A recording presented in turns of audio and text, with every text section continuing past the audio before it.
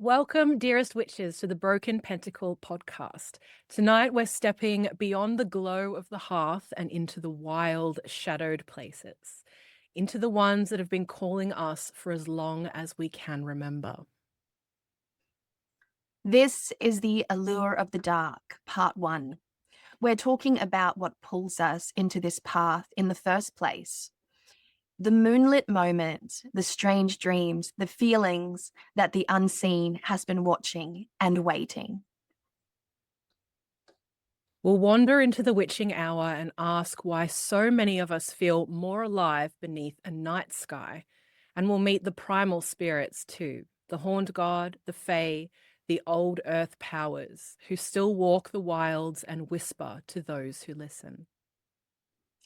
So pour yourself something warm, settle in, and let's talk about what happens when the night calls your name and you answer. To begin today, we're going to be doing our first segment, the Witch's Apothecary. And today we are introducing the lovely native Australian herb, magical herb, if you will, wattle. So wattle has been coming forward into our lives. It started with you, Avalon. It came and tapped you on the shoulder a few weeks ago. And I have been gathering it and bringing it into my space as well and beginning to start working with it. So do you want to let us know a little bit more about this amazing herb and how you've been using it so far? Well, I was fortunate enough to find that beautiful yellow wattle at the property that I was house sitting a couple of weeks ago. And one of the things that I wanted to do is find my own version of native wattle here in the Huon Valley and see if I could work with it. Now, for me to do that, I actually have to traipse my property. I have 28 acres here. And so I'm confident that I can find the wattle, and a lot of it is flowering at the moment. However, my problem has been that my wattle trees are enormous and I can't even access the leaves. So right now I'm actually walking through the property a little bit here and there, and also my neighborhood, to see if I can find a different version of wattle that I can then incorporate into my practice. Working within the context of your biosphere, using the plant spirits that are around you will yield better results because this is their native land. And so that's where I'm at with that. I haven't yet uncovered any new species of wattle per se. I have started identifying what's flowering on my property because we are sort of like mid-August now. So all the flowers are starting to come back very slowly. All the trees are starting to show signs of spring, blooming. And I love it. It's such a beautiful liminal time where we're changing sort of like from the bitter cold into like slightly longer days and warmer days and what have you not. So I think the adventure with wattle will continue for a while for me as everything starts coming back to life, because I do live in southern Tasmania, whereas the house that I was sitting is like in this sunny pocket of Hobart, of the Hobart area. Okay.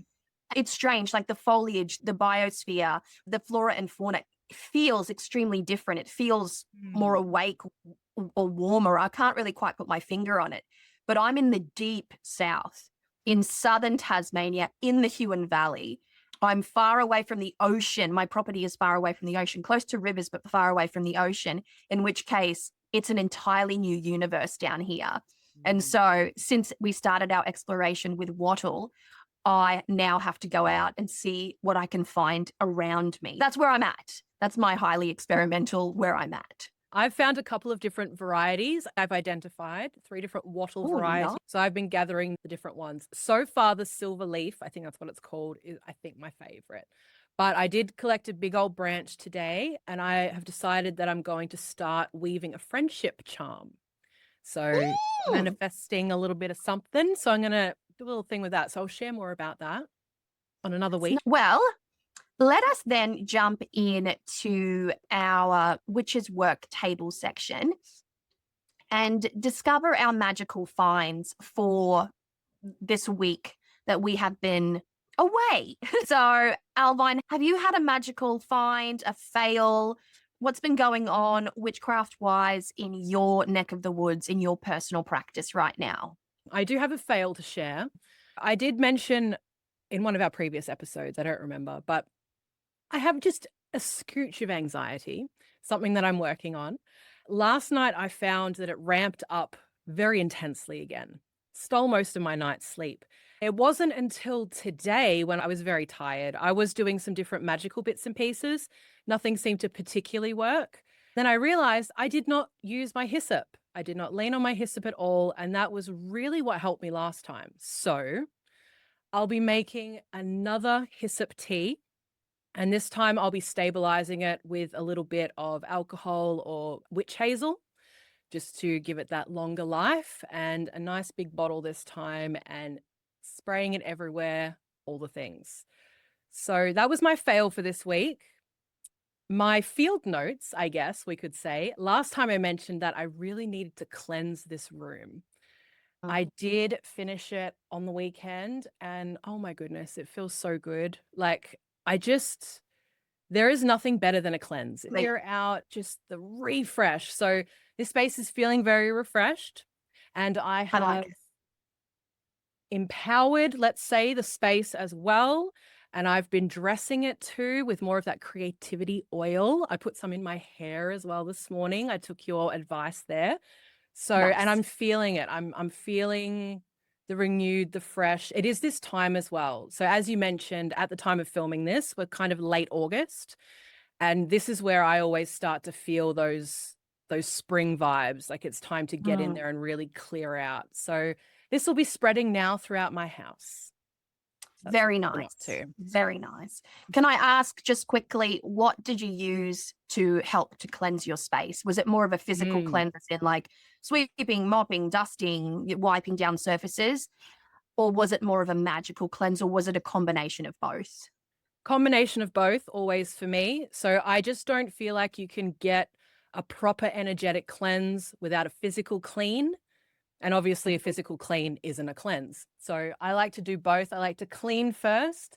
And then I was using a lot of that blend that I spoke about in the last episode that I made. So with the hyssop and the eucalyptus and frankincense and all the things. And I've just been Nice. billowing that through my room, and oh, beautiful. And I Florida love water, that. always. I love Florida water too for cleansing. Oh, yes, I've just recently made some Florida water. I You think that's my did. magical creation. So it's marinating. I want to allow it to sit for at least a full lunar cycle. And if not a little bit longer, I like to have it very concentrated. But that's something that I've made, and it's looking fantastic. And I really threw my all into it. It's funny because I made it last Tuesday. Now, without intentions, I had the materials to make it. And so I just wait for spirit to tap me on the shoulder and say, today is the day, now is the time. And I've said before, I'm quite Aries led within my natal chart. I don't present as an Aries, but there are a lot of Aries placements in my natal chart. And so for some reason, Tuesdays are quite authoritative for me. Like I get a summons quite often on a Tuesday. And so without even knowing what day of the week it was, what time it was, I decided I've cleaned, I've done my space, I've really gotten in there, and I've cleansed everything quite well. And then I felt that desire to make the Florida water.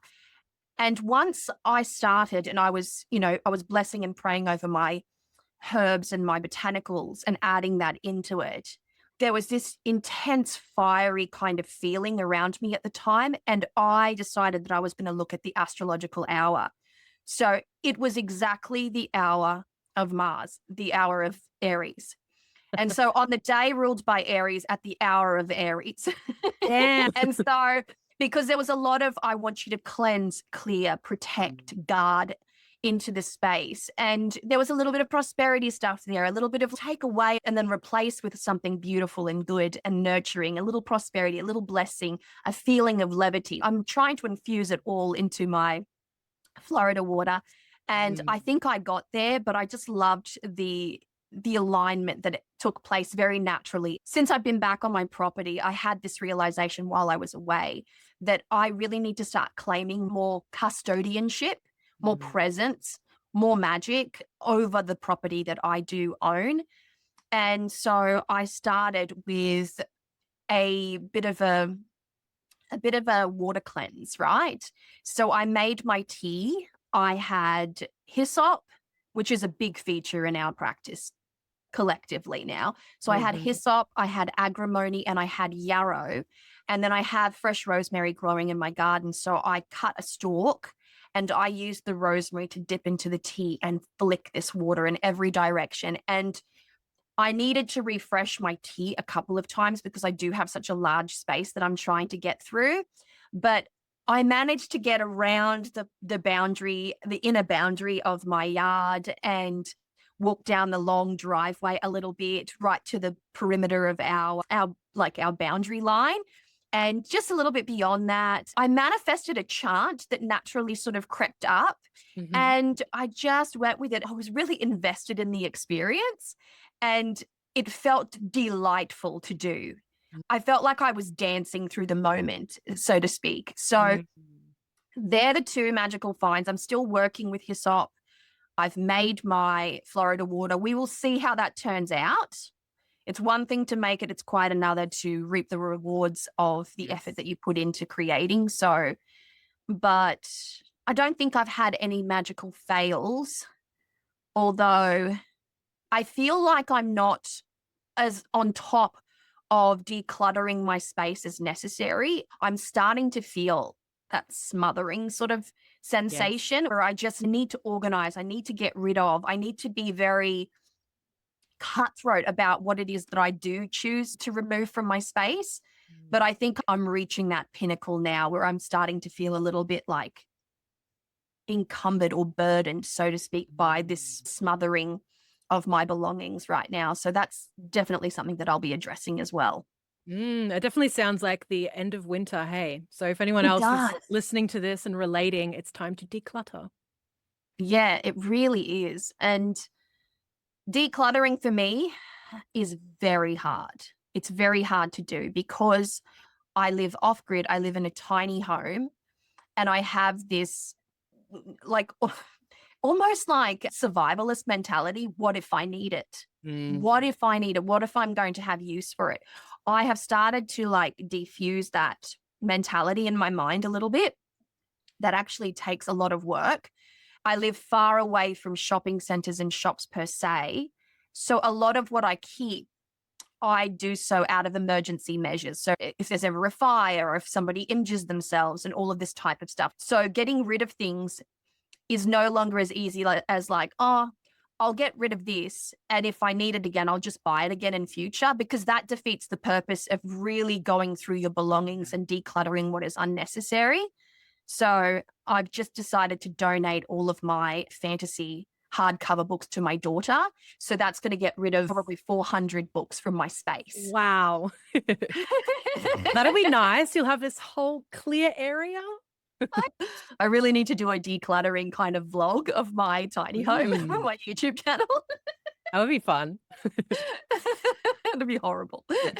All right. So let us move on to a little something that Owlvine, the creatively blessed Owlvine, has created for us to help introduce this concept, this theme of today's podcast.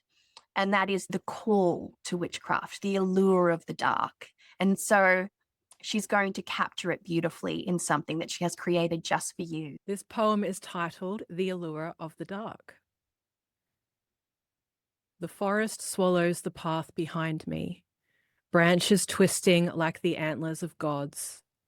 The air is thick with earth breath and storm scent, and somewhere deep within a drum is beating, not in the distance, but in my blood.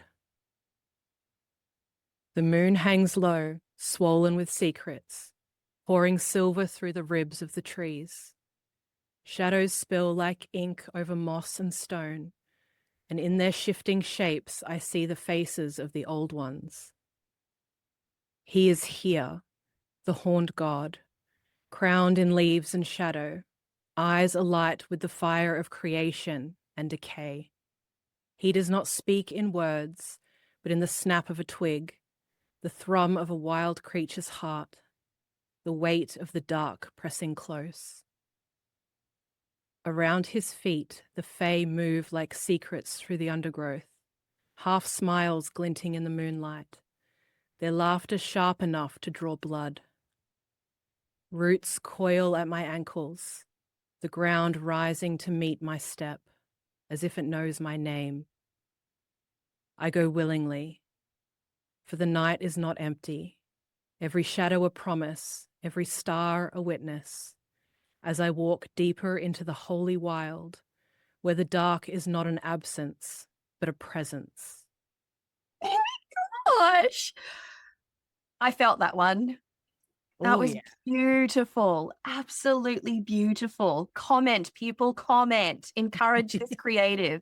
Encourage this creative soul to write more. Oh, You have a bless. gift. You have a gift, Owlvine. You should be very proud of yourself. That was stunningly worded. Very beautiful. So let's get into it. The calling of the witch. And so I'll ask you then, Owlvine, was there a moment in your life that felt like a bit of a summons to the witch's path, or was it more of a slow creeping thing that sort of nestles in to the folds of everyday life? I almost feel like it was something in between. I was drawn to witchery in a roundabout way. As a child, I think most of us were.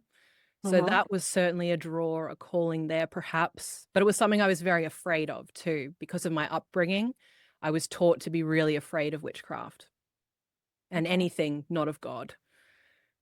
But then when it came to be my time, when I was about 25 years old, it began with destruction, I will say. I moved away from the church at that point, and it felt like a loss. And from that point, I wanted to search for what is my path. And that is when witchery came to me. I found it. I couldn't believe it was actually a thing that people practiced. Really, really exciting to find out. But in a way that felt like a summons. And I think it does more in hindsight than it did at the time. I think at the time it was more mundane. But now looking back, I can see, all the little steps that brought me to where I was. And it does almost feel like a summons. Many are Hmm. called, few are chosen. There is that saying. Anyone can be a witch, go to the witch's path. But those of us who are truly meant to be here, I think, feel that thing deeper, have something lit within us that we cannot but pursue magic. Agreed. Agreed. I think you're right, anyone can be a witch. However, it is one thing to be called and it's another one to accept a call. Hmm. And I think a lot of uncertainty exists in that sort of hedge space, that liminal space between the call and the response. So that between the call and the response, the energy never goes away, which is why I feel like in the work that I do, I have a lot of older people coming to me looking for a way to enter the craft. And the common sort of string that joins all of this together is that they've said, I explored it when I was younger. I explored it when I was 15. I explored it in my 20s. But for whatever reason, and a lot of it is oppression and control, but that's not what we're talking about, they come back to it. So if you're called and the timing isn't right for you, it doesn't just go away. It will find you again because the door is an invitation. It's an open invitation. Should you ever want to pursue that, I think it is there for you. If you've ever felt that quickening experience, that experience of there are just moments where magic feels heavy and present, and yet you don't yet know that it is magic that you're touching or you're experiencing. It could appear as signs, synchronicities, shapes in the clouds, animal messages, and yet you have no language to describe it. It just feels like a sense of life permeating around you, especially for modern witchcraft. I think that there is a presence. It's almost like there's a witchy kind of deity in charge of all of this. I Mm. like to think of it as someone that holds the keys to the threshold. and they just appear, and then they release the hounds or the birds or whatever you want to call it. And it manifests in your life in a strange yet deeply meaningful way, where your brain is constantly focused on these connections that you start to see and make, this feeling that sort of creeps in and settles underneath your ribs. I think it can be a very deliberate experience. And many people like to brush it away, to ignore it, to feel fear as a result of it. And so what you choose to do, once again, with that invitation is entirely personal to you. But I do think that the call is very strong. For some, it's stronger than for others. I'm a hereditary witch, so I don't think I experienced anything akin to the call. I was born into it. I was baptized into it. Like my baby body was in and I had all my blessings, and the Orisha came and the spirits came and I had my blessings. So I was born into it very literally. But I can say that when I moved from Brazil to Australia, that the call to witchcraft came through media. So I come from a voodoo background. And like I've said in the previous episode, there was this oasis of a space where I felt the absence of my ancestral practice. But then we came into that 90s witch craze, and movies like The Craft and Buffy the Vampire Slayer and Sabrina the Teenage Witch and all of these like iconic witchy-ish shows started to appear. But The Craft, along with Practical Magic, but this was specific to The Craft, I was in high school. I was in high school when The Craft came out, and my friend group was so enamored by it. And I had this kind of awareness of like, this is going to be good for me, right? This is good. And so we all went ahead and got our elemental candles. There was exactly 4 of us. And we went out to this space at a beach in Mackay, and we sat there and we held hands and we lit our candles and we spoke our elemental chants. And that was the closest to a ritual that I had been in a very long time. And so it opened a fresh new door for me into European magic at that time. And that was information that I didn't have.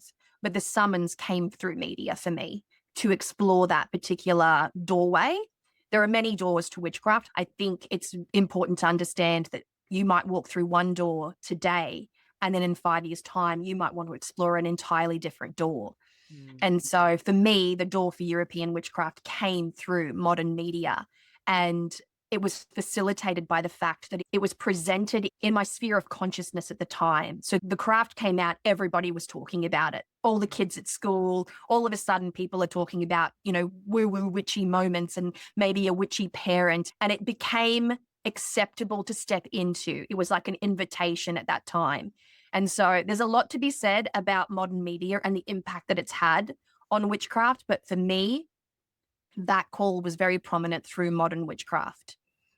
And so how do you define the call? Do you feel like it's something external from a spirit, something unseen, or do you feel like it's an internal pull, something from the soul? It's external. It is external. Everyone has an eyelet inside of them. Let's call it a witchy eyelet.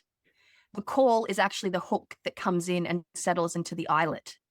You have what it takes to receive the call.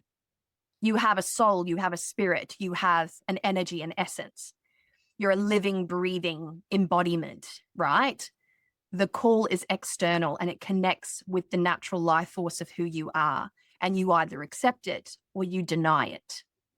But I do believe it comes from the external, from the realm of spirit, from the, call it the universe, call it a deity. Give the language that you need to whatever it is. But it comes externally.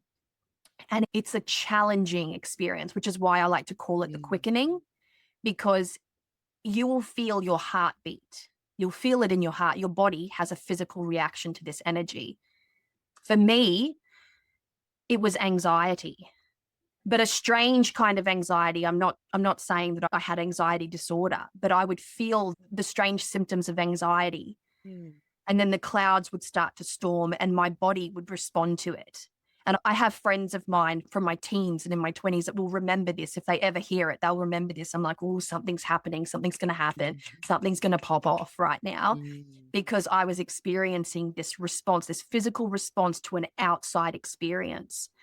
And so I do believe it comes from the outside. That's just my own personal perspective.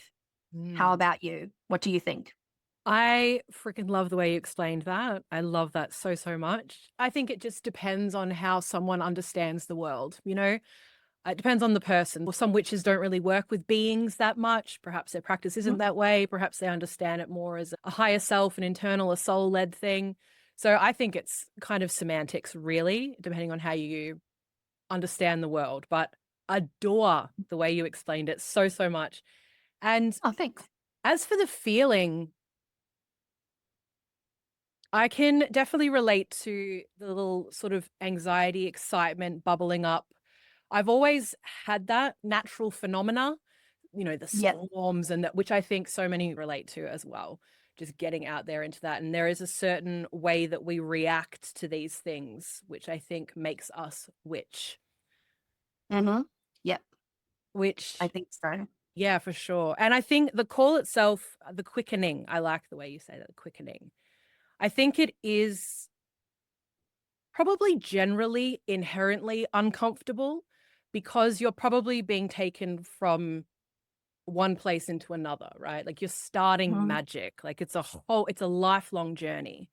You know, whether you step off the path for a while or not, it's something that you can learn about for a million lifetimes. So I think there is that inherent discomfort of like, oh, changing onto a new path, but also just that feeling of coming into something new and exciting and wanting to know, but being at the start and not really knowing anything. You know, it's pretty uncomfortable.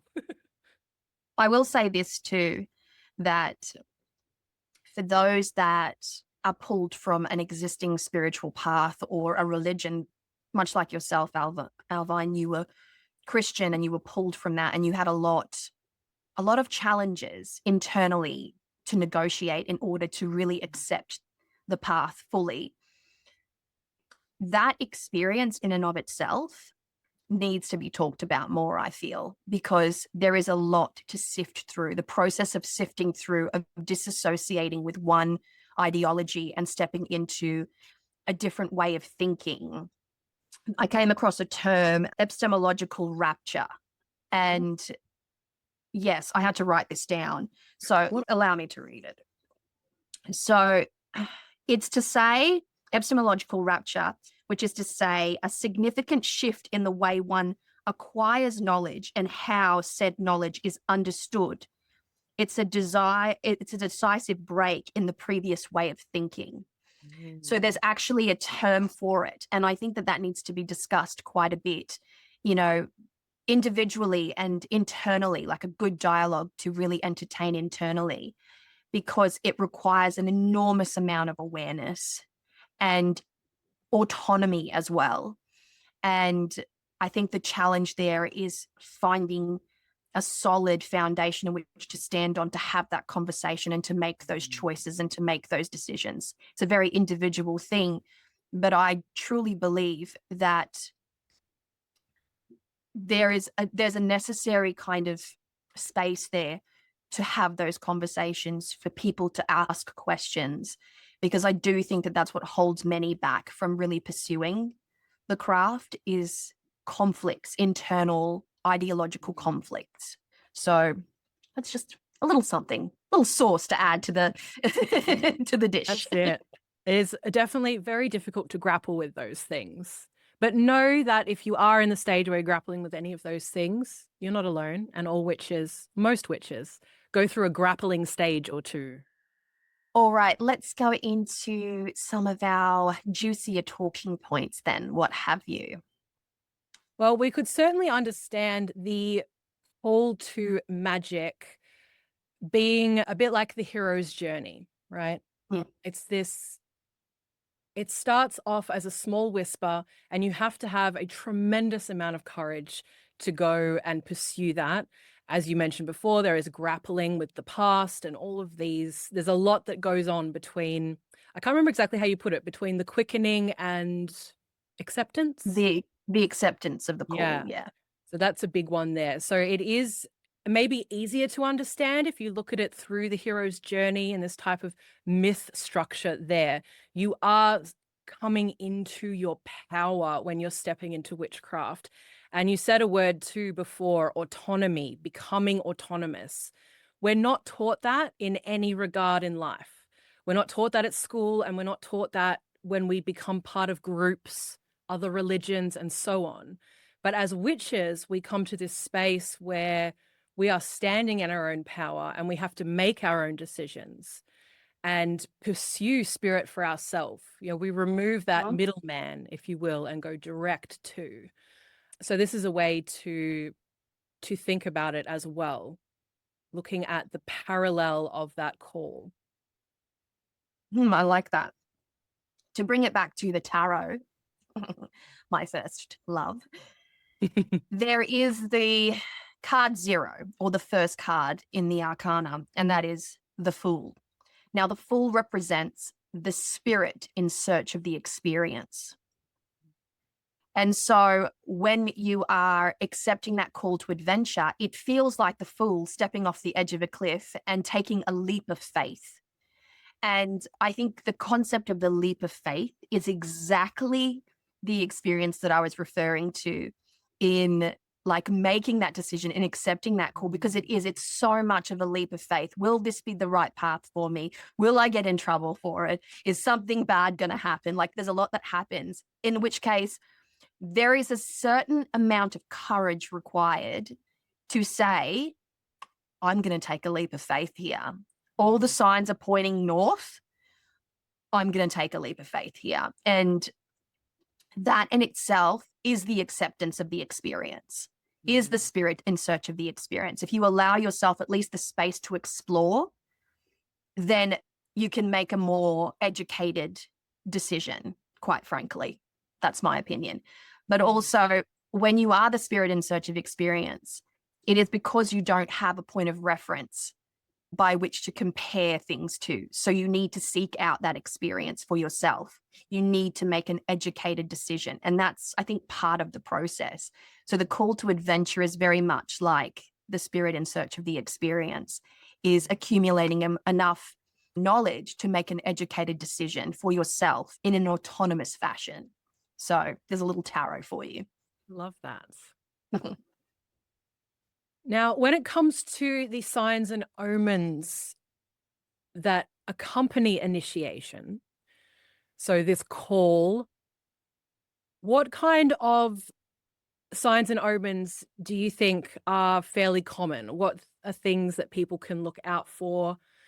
This will obviously depend on the specific witch, I would say, but it could be things like perhaps dreams or animal encounters, being obsessed with the moon. What do you think are some of these things that awaken us to being called to a witch's path? I feel that the primary elements are our entry point into experiencing these omens. We all have an affinity to some element, right? Some of us are like, I love the water. I must live by the water. Others are like, I like the mountains and I like the caves. And, you can actively see just through your own natural, this is my preferred landscape conversation, what your primary element is. Now, focusing on that alone, I'm very earthy. This is her here. This is Emanja. She's of the ocean, so at least a couple of times a year, I have to force myself to go to the beach and to lay out my offerings. But it is a forced experience, right? But rivers, mountains, streams, bubbling brooks, that's how I like to experience my water. And I'm very earthy. I live on the side of a mountain. I live off grid in a forest. For me, it is very much personified by the element. So I have knowledge that we have large forest ravens here. And raven is one of my totems, so to speak. It's my totem for magic. So wherever raven is very strong, I have really beautiful, rich experiences.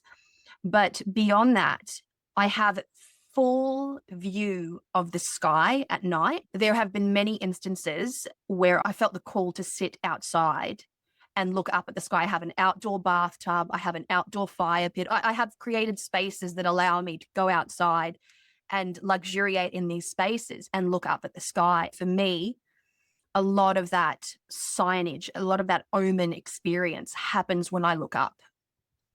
Whether that be day or night, it's either the bird, it's either the star, it's the cloud. For me, it's up. So that's where I see it. That's where I experience it the most.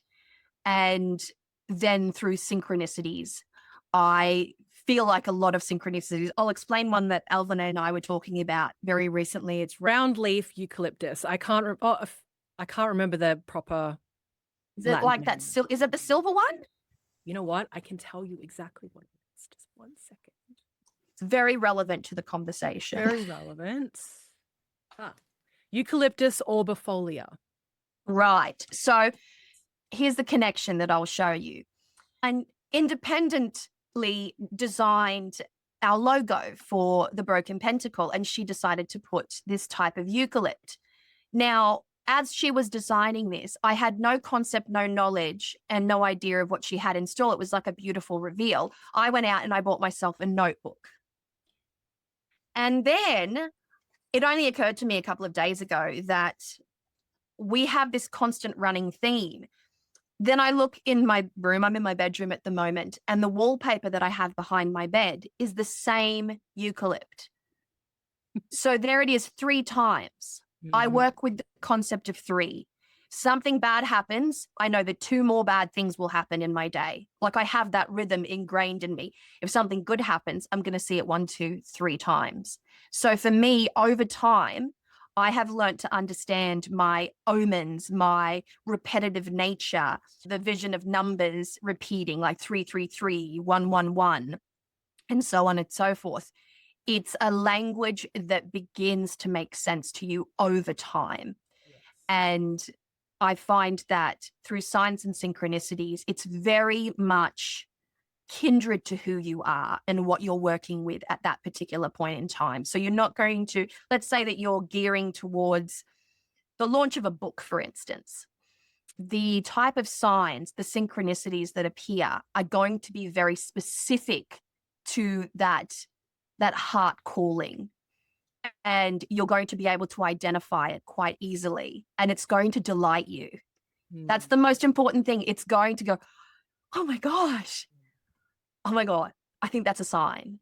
Keeping in mind, of course, that not everything is a sign. Yes. Be grounded. But when you're very grounded and you start to see these synchronicities and repetitions and this secret language unfolding in your life, that then is a sign, a call, a conscious synchronicity, an affirmation, a solidifying snippet of spirit that enters your life that says, yes, you are on the right path. It's a beautiful thing. Love that. So we've talked a little bit about the process of moving from the quickening to the acceptance. What are the realities of fully stepping into witchcraft? So you move from this space of feeling called, of this wonderful feelings coming up, this wonder that's been lit within you. What are the realities of actually practicing witchcraft compared to that lovely, light, sparkly feeling? Well, I hope you like to read yes, because it's a lot. Like it's the acquisition. This is where you start to acquire knowledge. It starts from the very beginning. It's the book. It's the YouTube video. It might be the TikTok these days, right? It's the acquisition of knowledge. And the goal for a witch is volume. How much knowledge can you acquire? Because if you ask any witch that's been on their path for at the very, very least 10 years, they will say something similar to what I'm about to say now. And that is that the more you read, the more you learn, the more you come to understand, the less you feel like you know. 100%. Yes. 1,000%. I feel like I know nothing now. And so in the beginning, you feel like you're learning. You have this conscious awareness of learning, and it can be simple language. like the very beginnings of understanding how to name the various moon phases, the waxing, the waning, etc.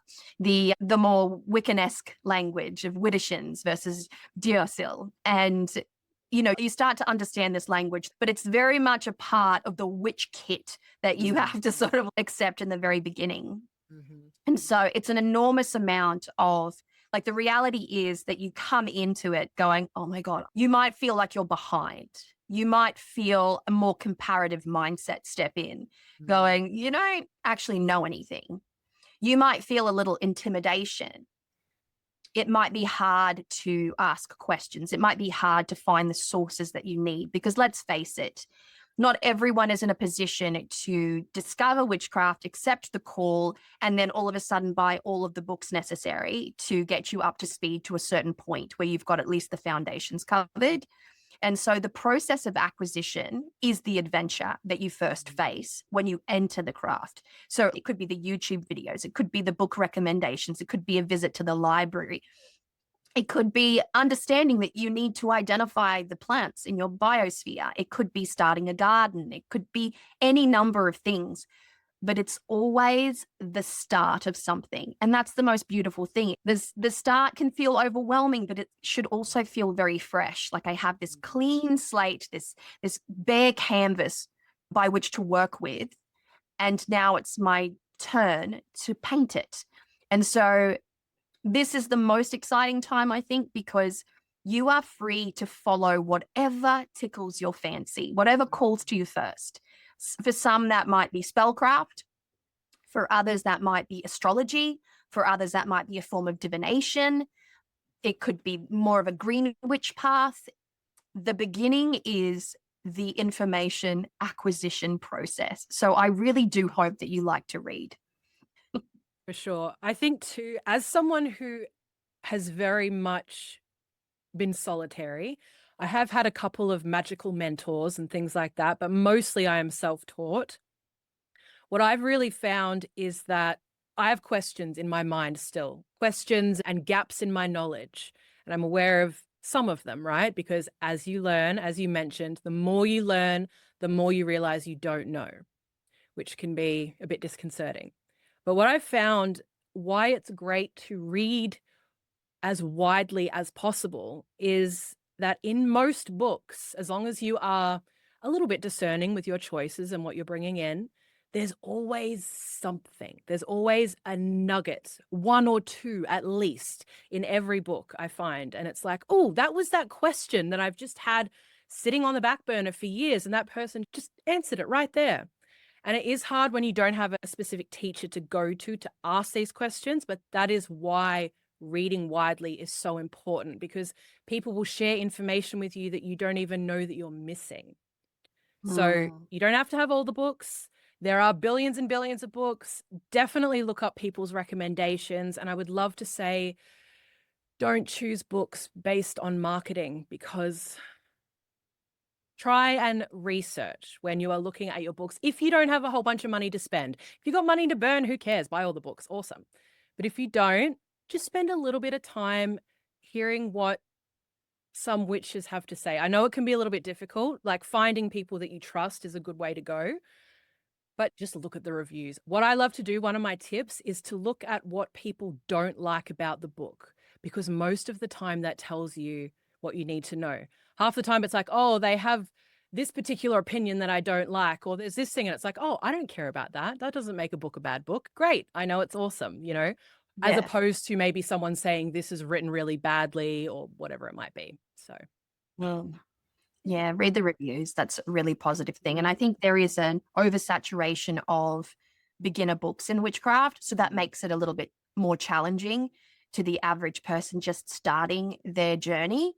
And so my recommendation would be to go for books that have been available for at least 10 years, that's a good tip. Yeah. right? And so there was some tried and true books back in the day, like Drawing Down the Moon by Margaret Adler. If you really want to understand like the Celtic path, you might want to go into a more anthropological direction. Celtic Myth and Legend by James or Charles Squire, one of the two. These are books that I read many, many years ago, but there are books that have been around. They are considered foundational to the practice.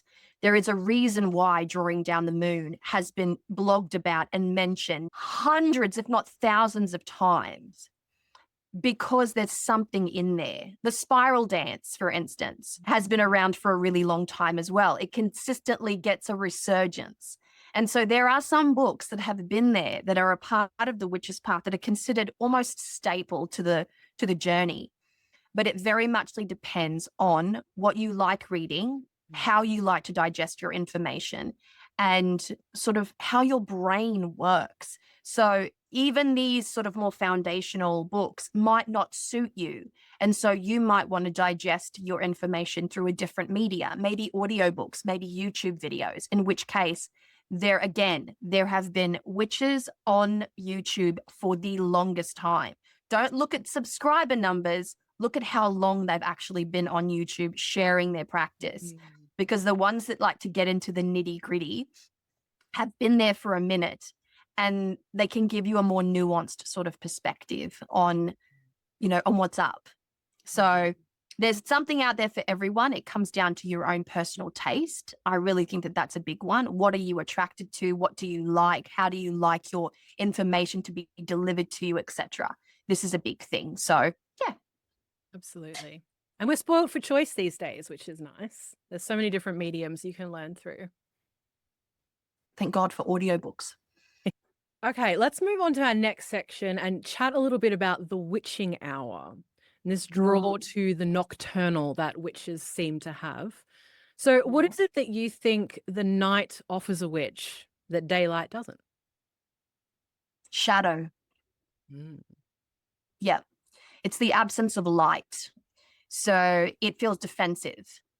I like that about it. I like traipsing through the dark. There's this sense of like, something's going to fucking get me here. Yeah. But that's part of the experience. It's like the adrenaline. There's a reason why witches like to practice outdoors where possible. This is not to say that all witches do this, right? Sometimes weather is shit and you have to go inside. It is what it is, right?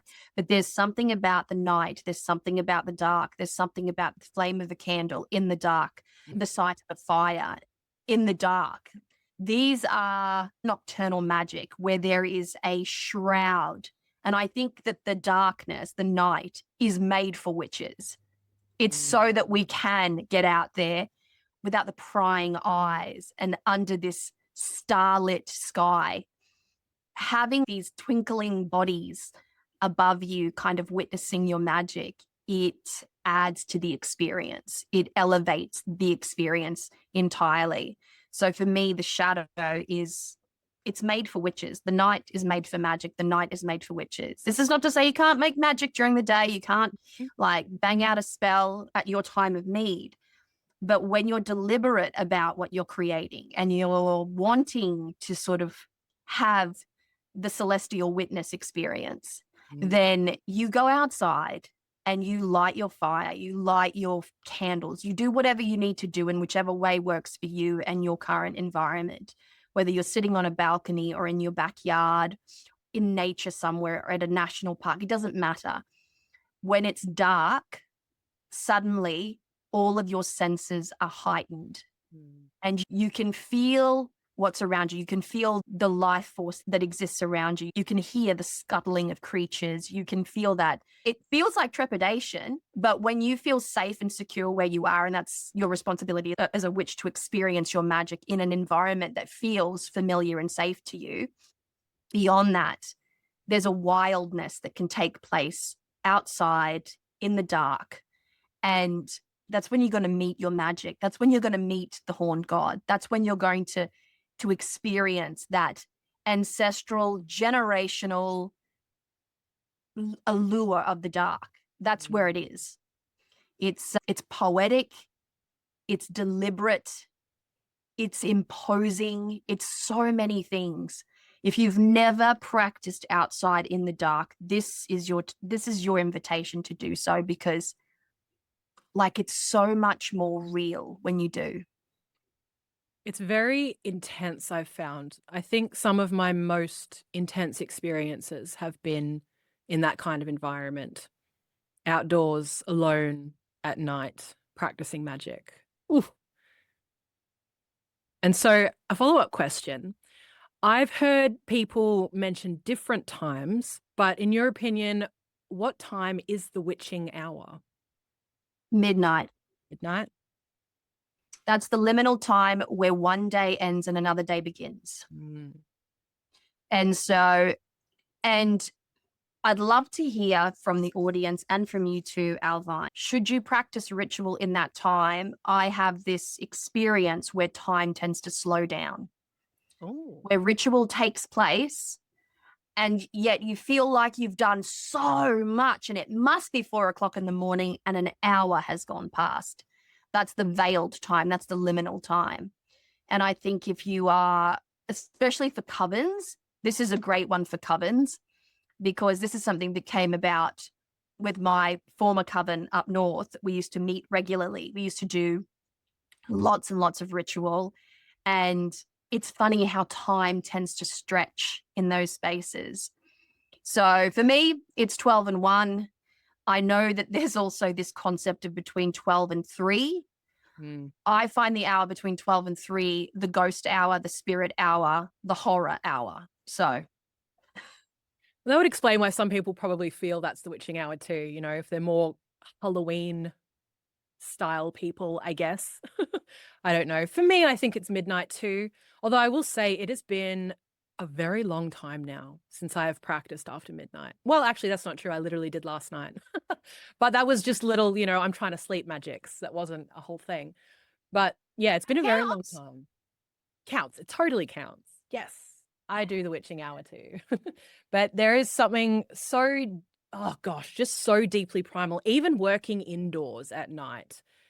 There is a seriousness, a weight. I guess you were talking about that before in a way. It's the mystery as well. And the fact that it is so quiet, you know, that most people are asleep at that time. the nighttime has a unique sound to it. And that's the backdrop. That's the energy that you're working with. It's a more primal, almost reptilian for me, at least. A reptilian sound. When I lived up north, whenever we would do ritual on the beach at midnight, I would always feel the eyes of crocodiles on me. I was just going to ask about the crocs. I'm like, where are the crocs? I would always feel like whether or not that's an imposed presence, I know that they're in the water, therefore they must be there. I always felt like they were witnessing, always these eyes witnessing. That was the backdrop. And down here, I don't feel crocodiles, but I do feel like this primal hunter energy. I feel like this space is a lot more masculine than up north, which felt a lot more feminine. But there's a primal hunter kind of claw, teeth vibe down here. And so I built a very, very large fire pit for precisely that reason. Like it's a bonfire that you could probably see from space. Wow. So that for me, I think the dark has a sound. Yeah, I think it really is, from my understanding, it's that heightened awareness within ourselves. It just opens us up completely. Like you said, you hear all these tiny little sounds that you would normally never pay attention to. And it sounds so loud, snap of a twig, whatever it might be. I definitely think so. It really has you leaning into all your senses because you're deprived of light. You must then lean into more of your senses. You become more alert, more present, more mindful, probably more anxious. If you have anxious tendencies, I can confirm. That is probably a thing. So how do you feel like spiritually or energetically at night compared to the day? If there's anything extra to add. Energetically, not much to add. I think that I like to do a lot of spellcraft during the day because I want to see what I'm doing. The ritual happens more at night. So energetically, I think the night is more kindred to ritual of any kind. And ritual doesn't have to be convoluted. It can be very simple. However, I do believe that night presents more of a foundation for ritual. And there's a more ecstatic nature. There's a more liminal experience to be had at night. So energetically, I would think that that's about it. How do your cultural associations of darkness with danger or secrecy play into your fascination of the craft? Well, I think there's definitely, for witches in general, there's this dark theme, if you will. Obviously, there is the tie to Halloween. That's probably the most prominent, the word of like holiday, secular. There we go. Ah, The big secular one, right? That everyone's sort of aware of and associates with witches. And I think media has a big part to play in this as well. Obviously, all the movies and TV shows that we've mentioned throughout time, some of them, obviously, the witchy ones have a bit of a lightness to them, like Sabrina, the original one, that is. But uh-huh. throughout most of them, there is this theme of darkness. And I think a lot of that has to do with the secrecy, with the witch being someone archetypally who is a fringe dweller, someone who, isn't in the middle of the town doing everything out in the open. They are someone who does their things in private, in secret. And part of that, I think, is the nature of magic itself. Part of that is misunderstanding and hiding self from misunderstanding of others, people who don't, not in the craft and don't get it themselves. So I think that is a big part of it. Historically, witches needed to move into the shadows. Obviously, we've all heard of the burning times and, all of that. There's a lot of misinformation about that out there, but people who were associated with witchcraft were being killed. That's all we need to know.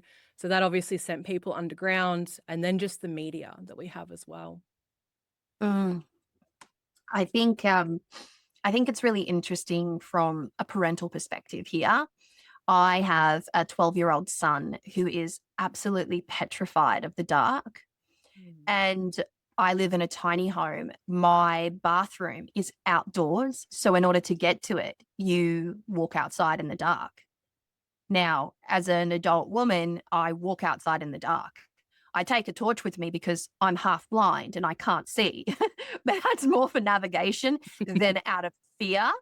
But I do like to walk my property at night in the dark. I like to challenge myself to do these things. However, there is this naturally instilled like trepidation to the dark that belongs to my son. And I find that very interesting considering I've been taking him to ritual at night since he was a baby.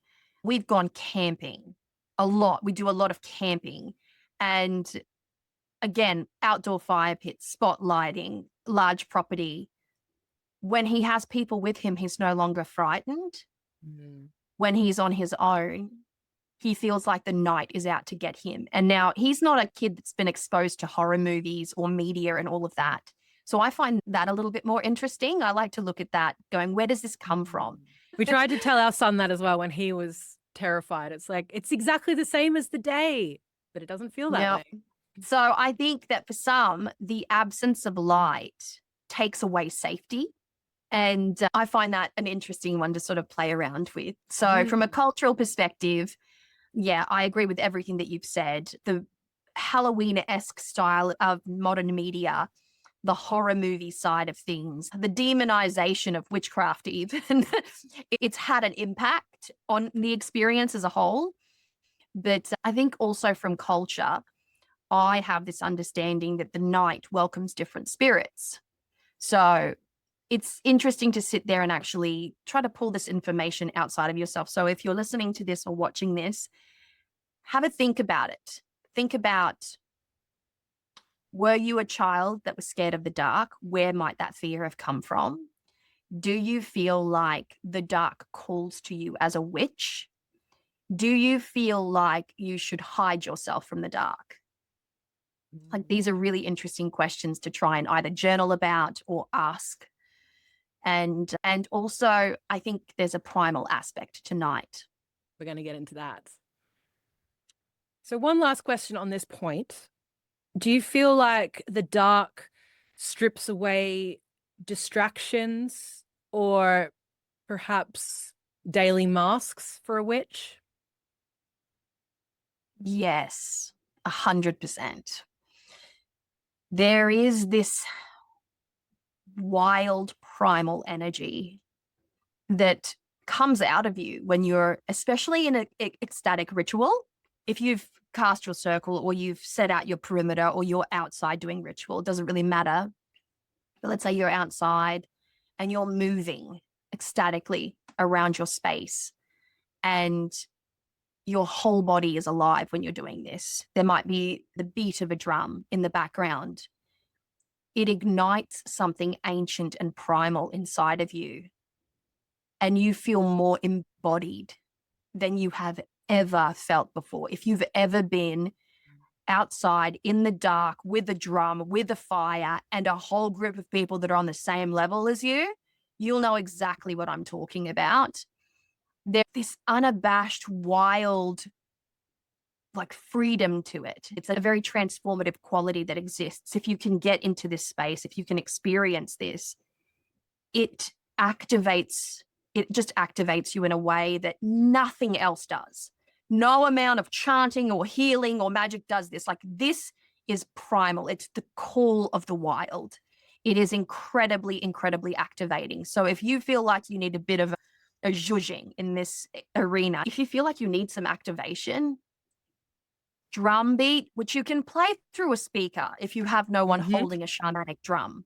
You can play through a speaker, get outside, get dancing, get a little fire going if you can. Obviously, this is all in the realm of what you can. If you can't, you can also do this at night. Turn off all the lights, light a couple of candles, create some space in your home and move around to that sound. You'll feel it a little bit, but it's different when you're outside and there's the rush of nature around you.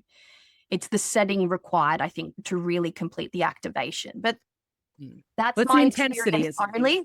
It's the intensity that you need, I feel. There are just some things that you cannot substitute. There's a lot of things that you can substitute. You can substitute one herb for another and what have you not. But when it comes to nature in its totality, having outdoor ritual as opposed to indoor ritual is night and day different. This is not to say that you can't have beautiful experiences inside, but what I'm specifically speaking of here is the experience of being in the dark, being outside, being under a sky and experiencing that primal energy outside. There is no comparison to that. There is no substitution for that. That is a very unique experience. And if you can have it, it's beautiful and you'll understand if you've ever had this experience. If you can't have it, it's definitely should be at the top of your witchy bucket list to experience. For sure. Even there are not interruptions happening in the evening. Everyone's asleep. There is more psychic quiet for that reason as well. Everyone's minds are sleeping. And I find for myself, maybe we could say there's a thinning of the veil at night. That could be debated. But I find it very, very easily to spiritually connect at night. Partially, I was just thinking about this as we were talking, it might be because a lot of the spirits that I connect with are quite primal or darker aspected, if you will. And it is them that I'm thinking of when I feel that connection at night. It's so easy to tap in. Divination at night is definitely better. Yes, I agree. And that's any form of divination, whether you're working with tarot in a predictive capacity, you're working with a pendulum, your tea leaf reading. Divination at night is better. By candle's flame, it is better. Outside is even better. But at night, inside, all lights off, one candle lit, there is an energy to that. There is an energy to that experience. And it's very concentrated. It kind of demands attention. And so you feel very aware, it feels like a deliberate experience where so much else feels like flow. Like divination, it can feel very deliberate. You're very alert, very awake to it. Yeah, that's true. With that sensory shift at night, it's such a great time for divination. So like we talked about earlier, you're hearing is heightened. All those senses are heightened again, especially if you can get outside, because there is that natural element of danger, I suppose, biological within us. But Yep. I find for myself too that my intuition is just in flow at night. And I think it is just all that distraction. It's quietened down. I live in a temperate climate, which means our daylight hours are very short.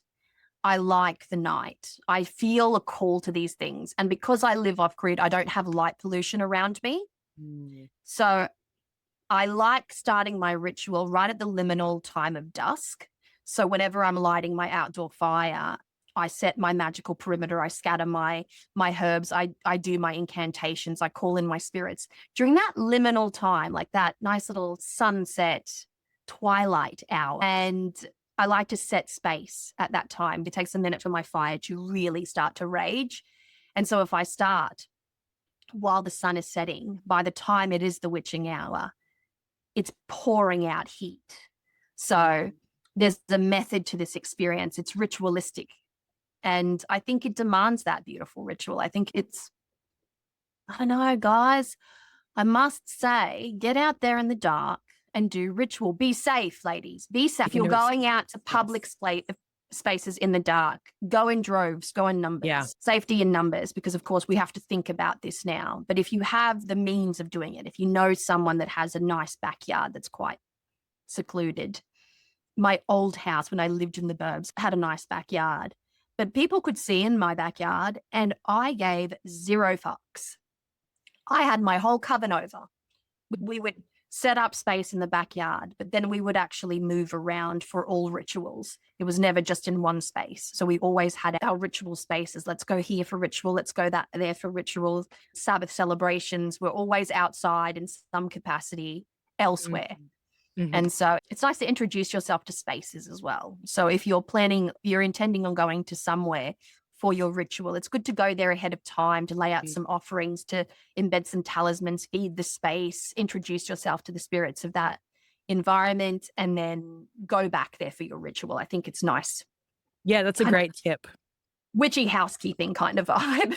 Yeah, and it helps you feel really connected to that space as well, rather than just going cold into a spot. Sure. Yeah, exactly. Exactly right. So we've spoken a little bit about primal spirits and how powerful they are at nighttime. What sorts of primal spirits do you tend to connect with in the night?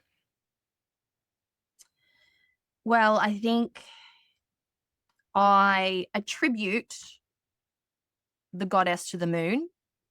Now, culturally, anthropologically, that differs from culture to culture. Mm-hmm.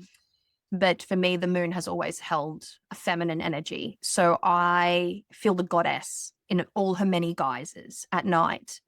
And I feel the wild hunter, the primal spirit of the horned god, moving like a slithering kind of snarly sound at night. These are the primal spirits that I feel. But from my ancestral practice, nighttime is a time for the Eshul, for crossroads work, for street magic of any kind, to lay out offerings that should happen at night, to feed the crossroads should be at night. It needs to feel a bit scary in the beginning, not always. In the beginning, when you're making contact with that primal energy, it's new. It's different to what you are programmed to experience on the everyday. And I think that if you can work through that, it feels wild afterwards.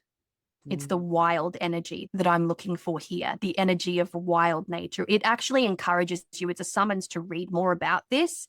So if you actually do any reading on the horned god, the witch's devil, call it what you will, you are going to find these resources, these passages, this literature that challenge you to understand that primal is not good nor bad. It's wild, it's chaotic, it's animalistic. And so once you start to move through the fear, you can start to intellectualize it a little bit more. And as a woman, I like to make sense of everything. I have this inherent need to make sense of everything. So I feel that, yes, the primal spirits, they are personifications of natural ecstatic primal experiences. Mm. That's what I would say for Hmm. me. Awesome. How about you? For me, the moon as goddess, definitely. Mm. That's been one that's been long standing, I would say, probably the longest in my practice. And the horned god is someone that I work closely with in conjunction with his wild, outdoor, nighttime aspect.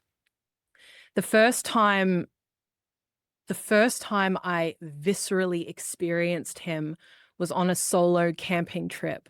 So for me, there was a little bit of that fear there. It was a place that I was familiar with, but there was fear there being a woman alone in that space.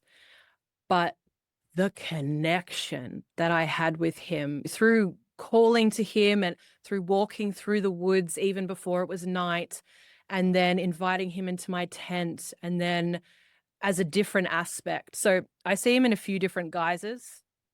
One is a very kind of Konunos. I don't know even know how to pronounce his name properly. Cernunos. God. Fernunos? Konunos. We're Australian. Yeah. You know, kind of masculine dude, big antlers. So more of a man, I guess. And then there's another aspect of him that I love working with that's more, I would say, demonic and creature-like. And that was something that I discovered on that camping trip. And I don't know, I just have a very strong bond with this primal energy. Beyond that, I would say the spirits of the land itself, depending on the land and, you know, how I'm coming to it at that time. But I've had experiences like that too, where these spirits perhaps weren't so easily defined by me, but were spirits of place that came to speak, what have you. Very nice. Interesting. I like what you said about a demonish kind of presence, because the term demon is so, it has such a broad scope. So we might have to turn that into an episode, I think, moving Yeah, forward. that'd be fun. Witches and their demons. I like that though. You have such a strong relationship with, you could say many different ways if there is a correct pronunciation for it. Pronunciation? Yeah, that's the word. We can Then pronounce, yes.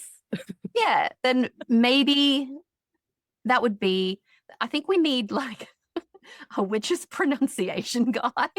100%. Listen, that's why I just call him the horned god. I've got it down, okay? I can say that. Yeah. There's Not the whole also, page. if you're interested in reading more about the horned god, there is some fantastic poetry, some pagan poetry on the horned god that will get you in the headspace to understand more about this primal energy. Is that in like a book or somewhere online? No, and over the years, over the many, many years, I have come across incredible pieces of poetry written by different people on blogs and in, like, I don't even think I've read one in a book, but definitely blogs. So not a lot of people look to blogs anymore. I still love to scour blogs. Oh, there is so much good information on the old blog out there. That's for sure. So I've got one for you, Owlvine.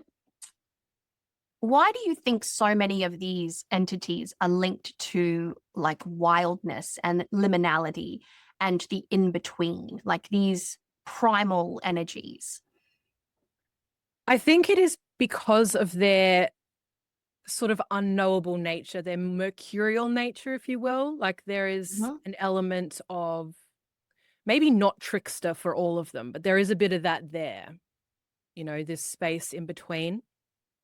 I think the wildness and the liminality, like I think it's present in the way in which creatures experience freedom at night. So there's more movement of animal around you at nighttime because they have that cover of darkness and they're well equipped to see in the dark. And so I think there's these entities, like they're personified by the wildness at night. And just this heavy energy of presence in the dark. I spend a lot of time outside on my property. So when I say it's loud, it really is loud. It feels like a rushing kind of energy. Like the absence of sound, the absence of man-made sound gives way to this rush of energy. And it's wild. It's absolutely wild. Mm, It's hard to sit still in the dark. it is. And it's interesting to discover that nature is not that quiet. It is not at all. Not in the day, not at night. Mhm. Nature has it's very loud, actually. You just don't hear it because you're used to tuning it out. But if you've ever experienced undiluted nature, and typically this is why we like to go camping, because we like to go out to these wild places and sit around a campfire and sleep a little bit closer to nature and all of that kind of good fun stuff. There is a loudness to it. You hear the crickets at night. You can definitely hear it. But the further removed you are from, man-made structures and society constructed spaces, and you can get out into nature and experience nature. Like nature is the same sound as the rushing ocean and crashing waves. It's that loud. Like in essence, it is very, very loud. So it's a good thing to sort of like think about. Let me ask you, how do you, as a modern witch, approach these ancient powers, or how can we as witches approach the ancient powers in a way that is respectful and, let's say, like, serious enough? We're not kind of trivializing them, or perhaps romanticizing them, although we may come to have deep connection. How do we approach them in the right way? With a healthy dose of respect and food. All spirits must be fed. Let's start there. If you're brand new to witchcraft, understand this. If you are working with spirits, they must all be fed. And feeding spirits is not the same as feeding humans, although it can be somewhat similar. But we feed with alcohol, we feed with tobacco, with smoke, we feed with tokens left, we feed with a coin, we feed with a crystal, we feed with an object we've created. It's an offering, so to speak. So you must feed your spirits. There should be that feeling. I've talked a lot about fear and trepidation because it's healthy. You're working with primal spirits, and in that regard, I hate to say it, folks, or I love to say it actually, you're an animal. You're an animal trying to connect with another animal. You're speaking a primal language, a language of movement and sound and heightened senses and awareness. And so we feed these primal spirits to appease them so that we can do our work outside in a way that is witnessed by them, thus imbued with that energy of the primal spirit, and is wildly ecstatic and unforgettable and very effective. I love that. So if someone was new to this and they're wanting to create this connection, because I think you and I both feel that no matter what spirit, primal or otherwise, you should be connecting with them first, like giving them offerings first and then working with them. You gave some examples there, but let's talk about food specifically, because that might be a bit weird to some people. What foods might you go to initially when giving to a primal spirit, if there's some that you could generalize? Well, I have to pull from my ancestral practice. So we have things like farofa, which is like a spirit food that's given. It's also consumed largely by the population of Brazil. There's popcorn, a balawae, he or Saint Rocco as his kind of spirit face is, or his saintly face is. There is documented kind of foods that you can give to specific spirits. But when we're talking about primal, I'm going to take alcohol, preferably dark alcohol, and I'm going to mark the perimeter of my space with dark alcohol. And I might lay out honey and I might lay out sugar, something sweet, and I will definitely burn a tobacco-like offering, specifically tobacco. or maybe something, I think in Australia, it would be more a eucalypt kind of energy. In Mm. South America, it's very Palo Santo, it's very frankincense. But I think for feeding, for opening up that door, I like to libate first. So libations would go out first. And Mhm. then I'd sort of feel it out. I come from a sacrificial ancestral practice, so they do sacrifice animals. And that might be ghastly to some of you. Please understand that this is a cultural practice that happens Mm. in a different part of the world. And you would be absolutely shocked to know how many different practices include the sacrifice of animals, but that's not Mhm. for this conversation. Meat is often offered to specific energies and entities and spirits. Alcohol is the best, honestly. I agree. Spirits of spirits. The whiskey is one that I particularly like to use for a lot of spirits, but for him, for the horn god as well. He loves his whiskey. Mm, yeah, very nice. How about you? Foods. Foods. Well, the meat for him, meat, it does very much depend. So, like you, I would feel it out. I don't go in with any particular list of whatever, but usually there is a spirit involved, some kind of alcohol. And it depends what I've got on hand and who I'm working with. But for him, meat is one that I like to give because it's just that Mm, primal, wild, you know, hunter aspect. So, yeah, exactly. mm. There's a lot to be said about it. But I think if you're unsure, start with spirits. Dark spirits Yeah. preferably. The dark of night, spirits. Yep. Dark spirits. Brown spirits. Really good. It's a really good way to start. And you can also lay out coffee. One other thing that I think is probably friendlier for most people is to lay out a cup of black coffee around the perimeter of your property, and you put out a cup of coffee to your spirits. Mm. Coffee is a natural substance, so it has an energy of itself. Absolutely. And coffee can be just as good. Coffee with a little bit of sugar, just as good. No cream, no milk, just Mm. coffee. Oh, I love that. I usually use coffee for Saint Expedite and my ancestors. They're just the ones that I Mm, tend to love coffee. yeah, that's the way. All right, moving on a little bit, still within the theme of primal spirits, we come to the concept of the fae or fairy and earth spirits, beings of stone, roots, rivers who live outside human morality.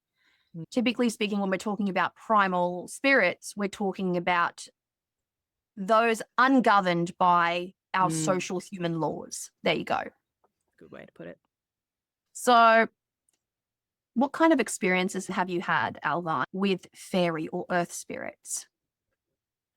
I found that I had a very deep connection with fairy, with earth spirits where I used to live. I had a large backyard there that was quite wild. I'm someone who really enjoys wild spaces, so I tend to let here and there go wild in my yard, you know. Mhm. But in that space, there was one evening where I had an initiation in the backyard. It was this crazy experience, moonlit night, and there was kind of this circle that I could walk through. There was some apple trees, little apple orchard, and this bush. It was this circle round, and it was really interesting. I just remember it was such a primal experience, which is why I can't quite remember all the details. But I remember there was fear moving in that space. It was something about me wanting to move deeper into my power. And there was literally fear, like I was in this kind of ritual mindset, and the noises of the night or just these feelings would come upon me. And it was the fae, right? This feeling of them there. And I had to move through it, like Mm. move through this fear to keep on going. And this is what I remember. It was a really powerful experience. But in that space, in that wild space, it was so easy to connect with them. Where I am now, I live in a very built up area. We have a courtyard, and that is all. There are some green spaces in this area as well. But at this time, I actually don't feel as much connection with let's say, general earth spirits that I used to. And I really feel it is where I'm located and being in those spaces. So I know that you're in this incredible, wild, gorgeous land. So do you feel like there was a difference between where you used to live and here with spirits, with the connection, maybe different spirits? How's your experience? Yes, 100%. Very different energy, like I said, feminine to masculine down here. But I will say this, I work with earth spirits.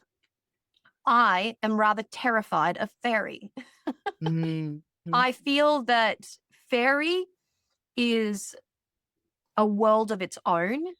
And I have long since struggled with, especially since moving down here, because I live in such a wild primal place, I have struggled with whether or not I should leave out my milk, my saffron, my honey offerings to the fairy spirits to appease the energies, or whether or not that would be inviting them into the space. And so because I'm not settled on that, and I do feel an enormous amount of fear with fairy don't fuck around, folks. All my research, all my history, all my teaching, all my knowledge on fairy suggests that I'm not the person that should be fucking with that energy, right? I'm just not. But earth spirits, totally different situation. I work with stone guardians, with mountain spirits, with tree sentinels, and that I feel very prominently. I understand that nature speaks to one another. So talk to your trees, not in a crazy way, but in a very affirming way. The very seating for my outdoor fireplace are giant logs that you sit on. And there's memory and there's energy to those logs. It's not lost on me. I anoint them as well. So I give them a little extra juju. The energy of nature spirits is very, very different. It's the energy of animal. It's a very animalistic experience. As an animist, specifically, I personify natural things. I'm not an animist that believes that my water bottle is alive. I'm an animist that believes that all natural objects have a living life force attached to them. If I'm consciously working with that energy, it will present itself in a named or prominent capacity to me. So I know, for instance, that my ghost gums in the backyard, because I've been here for a minute and I've spent time with my ghost gums, they hold the energy of sentinel, very tall, very prominent, very big, and they glow under the moon. They have that sentinel type of ancient tree energy attached to them. And then we have a tree that marks the boundary. It's a nice big fat trunk that marks the boundary of our property into our neighbor's property. And that's our boundary sentinel. And everything else starts to come alive with a name after time. But earth spirits, so good to work with. And I think it's part of respecting the environment that you're in. If you cross a river, that river should have a name. It should have a body and an energy to it. If you are practicing in a courtyard or in an outdoor space of any kind, that will have a presence, that will have an energy, that will have a name that comes through to you over time. And so I think it's just a matter of listening and experiencing that energy come through in a way that is 100% natural to the experience in general. All right. Well, to close up this chat today, let's talk about the cautionary side of working with the dark. We've done this a little bit with talking about offerings. So when you're approaching primal spirits, or if you are approaching a space to do ritual in that space, giving offerings beforehand, what other things are important with this kind of work, do you think? It's understanding the responsibility, I think. When we're engaging in spirit work of any kind, we open the door through research. We set the table with research, right?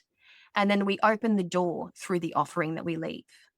Now, just understand this, that once that door is open, it's very hard to close. So once you open up to a spirit through the lens of offerings, feeding a spirit, you are inviting that spirit into your practice, into your life. That will have an effect. That spirit will be present it will have an effect on your practice in your life in some capacity. For some, it's going to be stronger than others, depending on what that spirit may be. But offerings in particular are the way in which you open a door to working with your spirit. So be very careful. And if you're feeling any kind of hesitation, don't put out an offering just yet. Put out a libation. That's not a commitment. Leaving a trinket, a treasure, tending to a space can also be a nice way without actually, leaving an offering per se. It's being a good custodian of a tree or a plant or a garden or an outdoor space of some kind. That's tending to the land, that's helping the environment. It's picking up rubbish. It's weeding a garden. It's tending to the land. That is a way that you can start to get accustomed to these primal spirits without necessarily opening up the door to invite them directly into your practice. So if you have any kind of trepidation, there's a softer way of interacting with these energies that is so respectful. It's good to do your research and then start the process of tending to the space. And that is arranging the environment in a way and caring for the environment in such a way that shows that you're committed to being able to tend to a spirit, which shows intention. Boundaries, absolutely. I think all spirits require boundaries.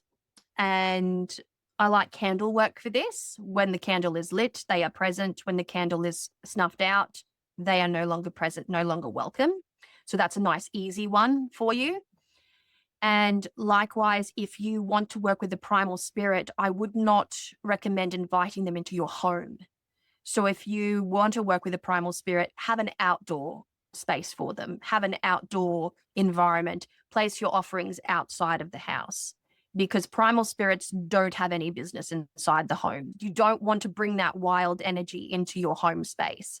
And so typically speaking, it's best to leave your figurines, your statuary and all of that kind of good fun stuff outside of the house. Don't bring them through the threshold of the home. Of course, you can ignore me if you want and then have the experience the way that you want.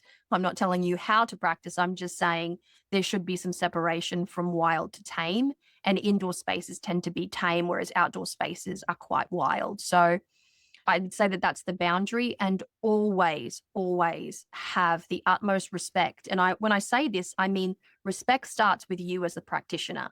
Respect what you can and cannot do. Respect the knowledge that you have and you do not have. Respect your limitations as a practitioner, and then respect the spirits.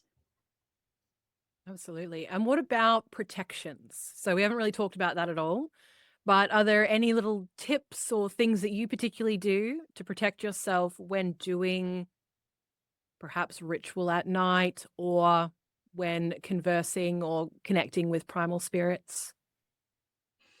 I don't think that such protection exists. It's nature. It's like trying to protect yourself against a bear. There's not really much you can do apart from run, try to look bigger, whatever. But I mean, at the end of the day, it's the intention. As with all aspects of magic, it's the intention that we engage in, that it has to be solid. Like, you have to begin these practices on a very solid foundation. And again, understanding boundaries is part of it. But yeah, I think it's really hard. Like, once you open up that door, you don't really have much control. That's where boundary work comes in. You can do that through offerings. Like, if you don't leave me alone, I'm not going to feed you anymore, kind of thing. If you don't give me some space, this niceness is going to stop. Okay. So you need to be confident and bold enough to understand, because tourmaline's not going to do it. Anointing your thresholds, they're going to have some effect. You should always anoint your thresholds against all spirits, full stop. But a primal energy will invade your space if it feels the need to, if it feels like it's being mistreated, if it feels like it needs more from you. But so desires. Yeah. There's a long-standing body of literature that talks about women having sexual experiences at night in their bed with primal deity. So when I say tread carefully, I mean tread carefully. And do you honestly think that those same women don't have wards to protect their homes? Do you know what I mean? So I Mhm. don't think that such protections exist, but I might be wrong. I might not have found the correct protection. Do we know from informed capacity what might repel a primal deity? Could it be salt? Could salt do it? Salt could be a thing for sure, perhaps. Thinking about it now, I just wanted to double down on one thing you said there. Some people do invite fairies into their homes, Mhm. but traditionally this is not done. So we were talking before about most fairy are incredibly primal, chaotic, liminal creatures. There was in the Victorian era, what do they call them? The flower fairy? I think it's something like that. Flower Huh? fairies became a thing. And that's where we get like Tinkerbell and the cute little fairies and like, oh, the fairies come into my house. But most fae are not like that. So they have a deeper, wilder, trickster energy. So we do want to be careful with Mm. I think fairy have a different cultural understanding. So from the Mm. Tuatha all the way through to the wild fairies of the moors and things like that. So it's knowing your landscape, understanding fairy from a broader scope. If fairy is your thing and you're going in that direction, that's going to be a massive part of your practice. Good for you. I'm not going there. I'm telling you now, I'm not going there. I'm not going there. They're not fairy witches over here. I'm just not confident there. I'm not confident. There's something about it that makes me worried. It puts me on edge. Mm. And that's a well-informed hesitation right there for you. So take that for what it's worth anyway. As we close up this very, very satiating conversation, I want you to understand that this is just part one. We have so much more to say about the call to the dark for reasons that we have already discussed throughout this episode. And it cannot just be covered in one episode. The call of the dark, the allure of the dark, witchcraft at night is such a massive subject in which to sink our teeth into. And so I just wanted to say ahead of time that you can expect another conversation, a part 2, perhaps a part 3, maybe even a part 15. Who knows? Who knows? I'm not one to predict the future, at least not currently. And we have some very potent creativity oil on hand. So We do. the We do. idea. That we do. And so I think that we can end out this conversation and invite any questions from our listeners and our viewers. Is there any information that you would like to add to this conversation? Would you like to respond to any of the questions that we have posed to one another throughout this episode? We would absolutely love to hear from all of you, from all of your own unique personal practices. Did anything here inform you? Did you have something to add to the information that we've already provided? I think that by stitching all of our opinions together in a beautifully respectful way, we can then create a much broader, wider scope of information in which to digest. So add to the conversation, please. Yes. And thank you so much for hanging out with us today. Bye.